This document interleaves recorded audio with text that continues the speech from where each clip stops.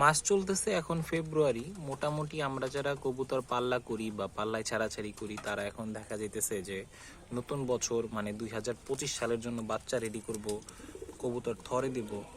তো আমিও সেইভাবেই কবুতর থরে দিছিলাম। তো এগুলো হইতেছে আমার দ্বিতীয় সেটের বাচ্চা। আমি যে প্রথম সেটের বাচ্চা করছি ওইগুলো হইতেছে, তো এই যে এইখানে একটা বাচ্চা দেখতে পারতেছেন, এই একটা বাচ্চা, ওপরে একটা বাচ্চা, এই যে একটা লাল বাচ্চা। তো এই বাচ্চাগুলো অনেক হেলদি, অনেক ভালো হয়েছে, প্লাস এদের শেপ কাঠামো সবই অনেক সুন্দর। কিন্তু এই বাচ্চাগুলো হয়তো তারা দেখা যেতেছে যে অ্যাক্টিভ, কিন্তু এরা কিন্তু অনেক উইক। এর একটা প্রমাণ বোঝা যায় যে এই যে একটা বাচ্চা, এই ঠিকঠাক মতো দাঁড়াইতেই পারে না, এতটা উইক, মানে এর পায়ে সমস্যা হয়ে গেছে, ভিটামিনের অভাব। তো আসলে এইরকম সমস্যাটা পাল্লার কবুতরের ক্ষেত্রে হয়, কারণ অনেক পাল্লার কবুতরই যখন উড়ে তখন অনেক উইক থাকে। হয়তো আমরা জোড়া দেই ঠিক আছে, কিন্তু একবার বাচ্চা করার পরেই তার আসল দুর্বলতাটা মানে বের হয়ে যায়।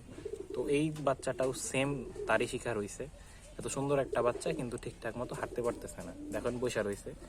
এর সাথের বাচ্চাগুলা উইক হইলেও মোটামুটি অ্যাক্টিভ, কারণ এদের আমি একটু ক্যালসিয়াম দিছিলাম, ক্যালসিয়াম দেওয়ার কারণে মোটামুটি তারা রিকভারি করে ফেলছে। এখন এই যে বাচ্চাগুলা হাঁটতে পারলো না বা বাচ্চাটা হাঁটতে পারতেছে না, এর আলটিমেটলি ফিউচার কি? এই যে এর আমি এর জন্য দিতেছি AB1। এটা অনেক কম দামি একটা ওষুধ, 10 টাকা পাতা। কিন্তু এই সমস্যার জন্য, এই প্যারালাইসিস জনিত সমস্যা বা হাঁটতে না পারা বা এই যে দুর্বলতার জন্য এই ওষুধটা অনেক ভালো কাজ করে। তো আমি এই কবুতরটার টানা প্রত্যেক দিন সকাল বিকালে এই ওষুধটা দিতেছি।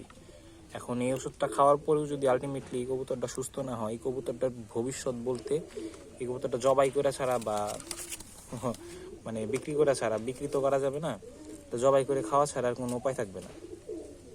তো এখন যারা এই থরে দেবেন এই জিনিসগুলো অনেক খেয়াল করবেন, কবুতরের যেন ক্যালসিয়ামের কোনো ঘাটতি না থাকে।